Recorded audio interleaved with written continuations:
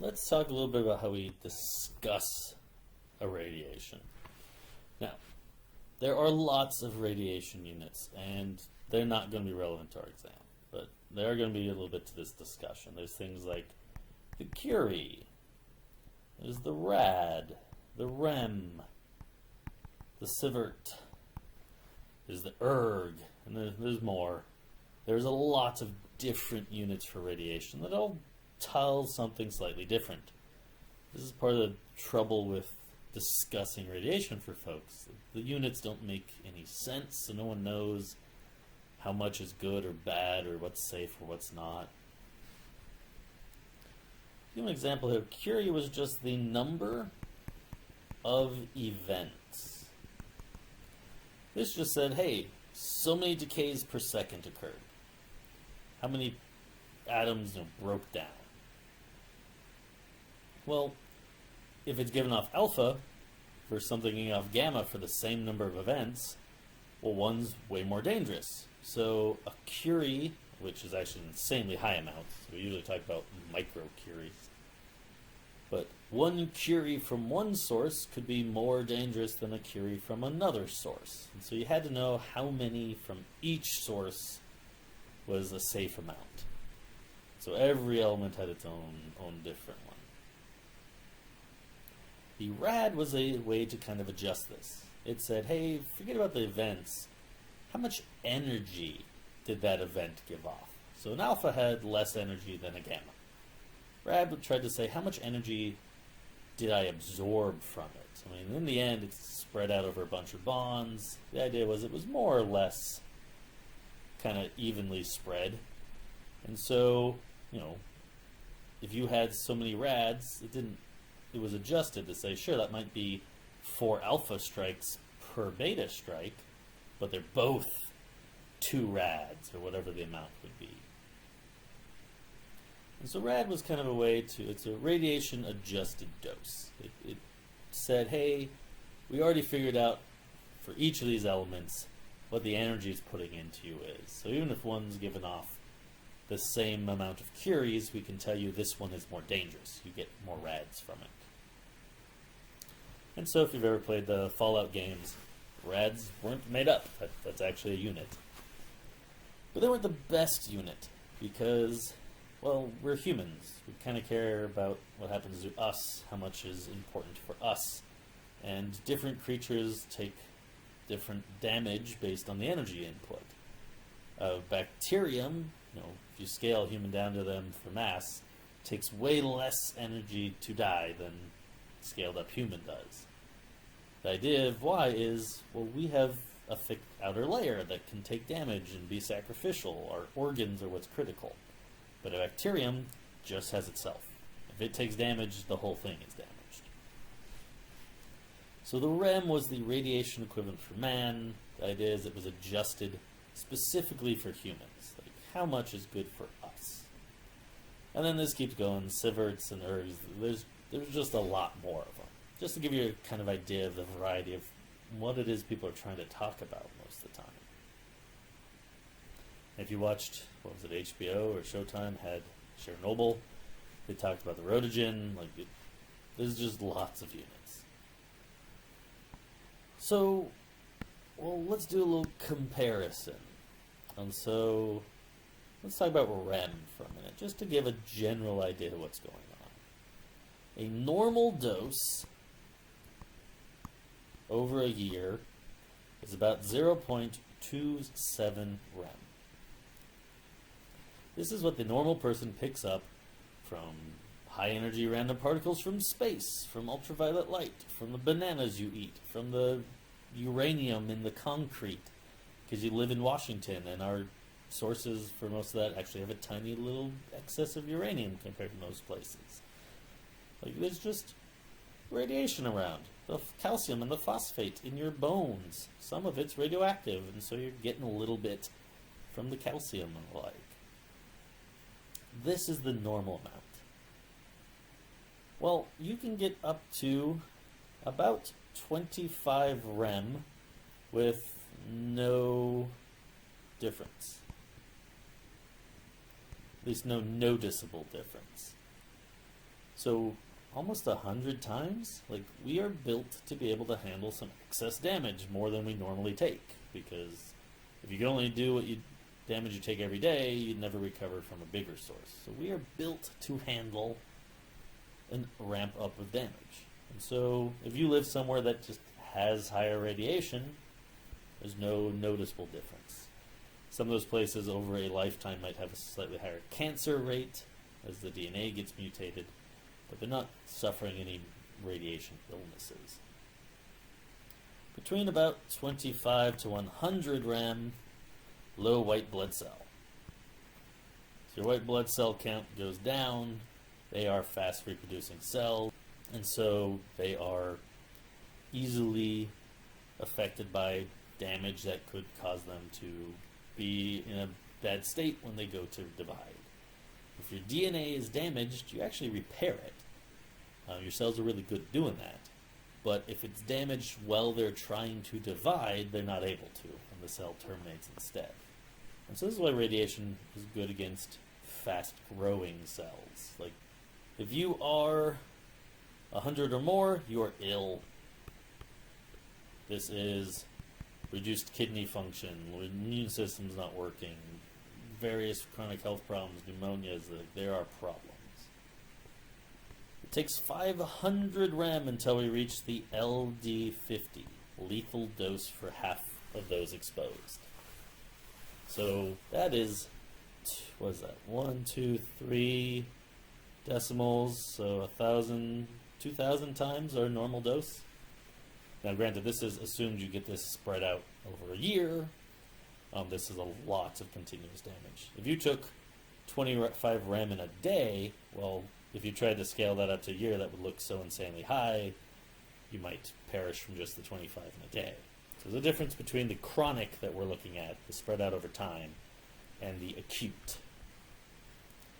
And finally, at 600 rem, fatal dose. No human has ever survived 600 rem of radiation. So, well, the rem itself, well, it doesn't really tell us about the number of events. It's just kind of describing the overall energy absorbed. This gives you a perspective on amount.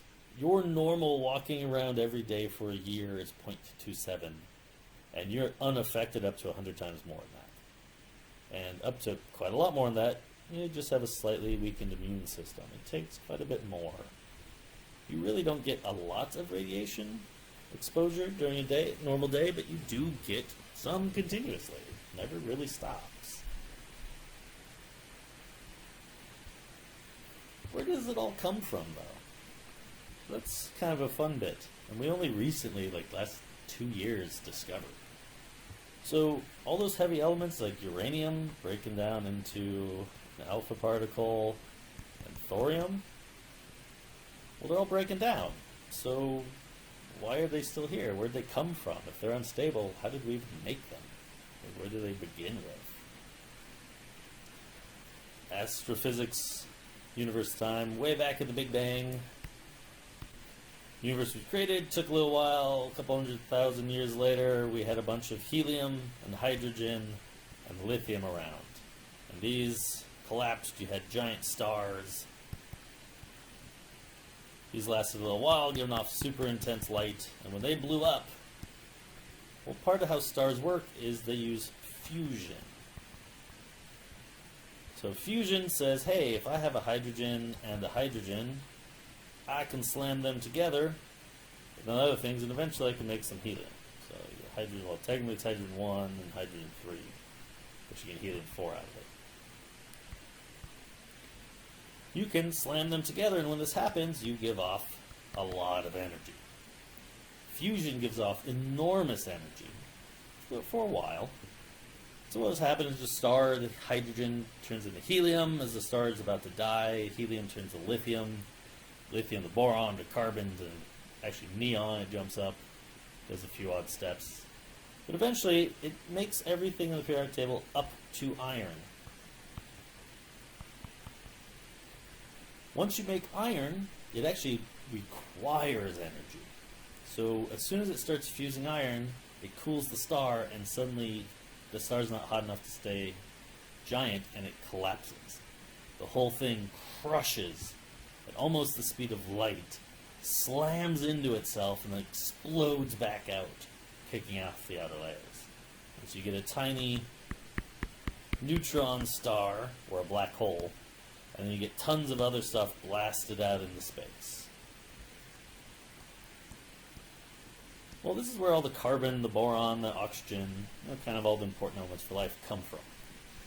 But that's not the radioactive material.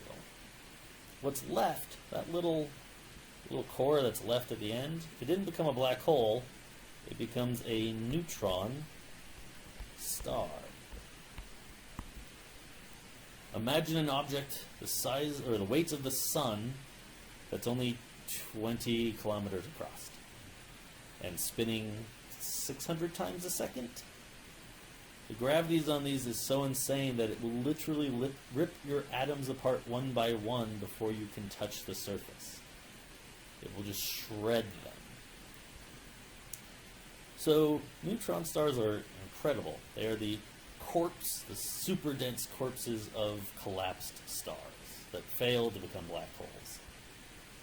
Well, recently, thanks to the gravity wave detector, LIGO and Virgo, what we found was that if you have two neutron stars, they can start orbiting around each other. And they will slowly get closer and closer and closer and closer until they hit. And when they hit, they blender each other apart. You're talking about something 20 miles across, spinning a couple hundred times per second, running into each other.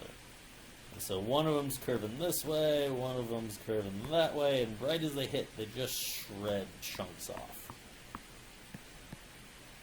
The bulk of it collapses into a black hole, and the outer edges are just exploded into space.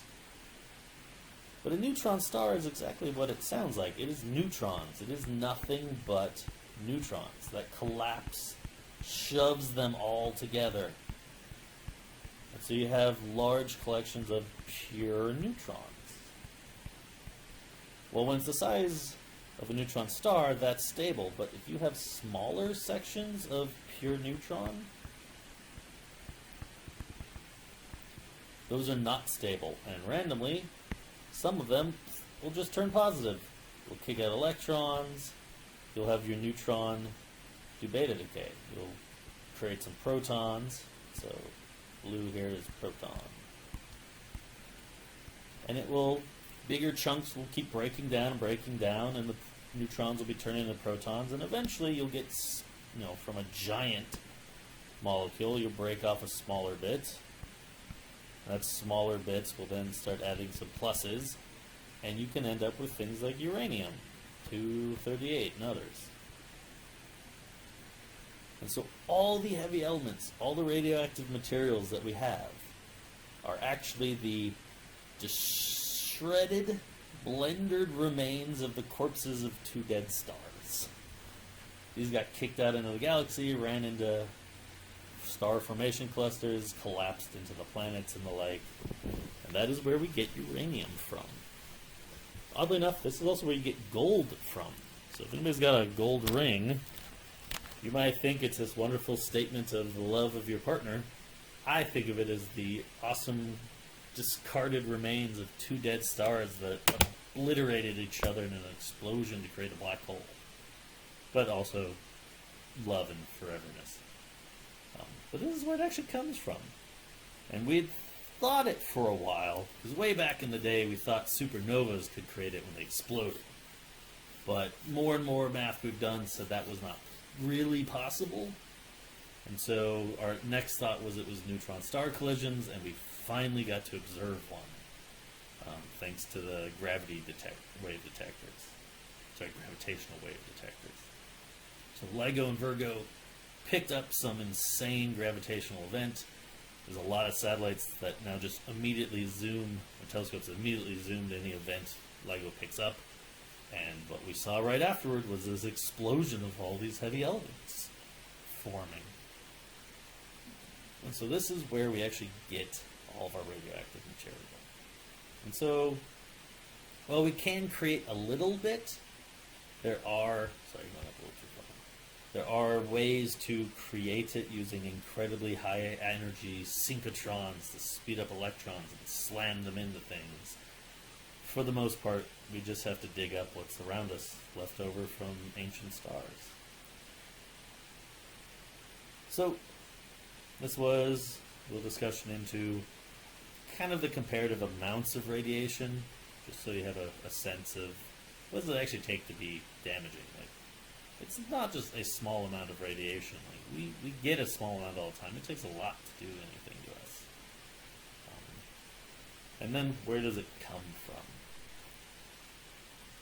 The last little bit, well, they break down. The whole idea is, it may have been made, but they break down over time. So, last thing we're going to talk about is how fast that happens. Let's do the Halflife. It was a fun game series. If you ever played it. So what is Half-Life for us? Say you have 100% of some amount, whatever amount of a chemical you have. It will decay over time. Eventually, it will get to 50%. Whatever amount of time that took, so time on the bottom here, whatever this is the T1 half, the half-life. Problem is, the next time it goes that far, well, it only goes half of what it started with, down to 25%. And the next time it goes that far, it goes down to half of what it started with, 12.5%. And this keeps happening. Every time it goes half and half and half. So you'll get down to 6.25. You'll get down to 3.125, and so on and so on. It is an exponential decline. It starts just smaller and smaller changes. So early, you have the most. In the first half-life, say you had 100 particles, 50 of them broke down. But in the second half-life, only 25, and then only 12 and a half, and then only 6 and a half. As time goes on, just less and less decay events happen because you have less material to decay. And it is always a percentage, not a number per second. Some percentage decays. And so, when we talk about how radioactive material is, we tend to talk about its half-life. These can be microseconds for some, all the way down to billions of years. If you think of a radioactive material like uranium, you tend to think it happens real quick, but a half-life, the T1 half of uranium-238, is 700 million years.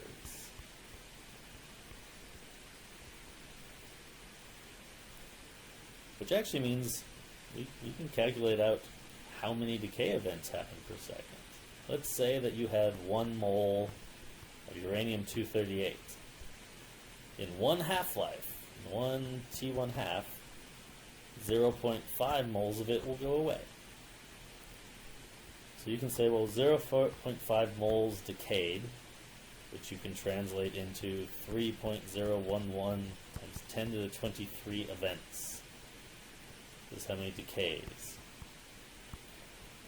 That was in 700 million years.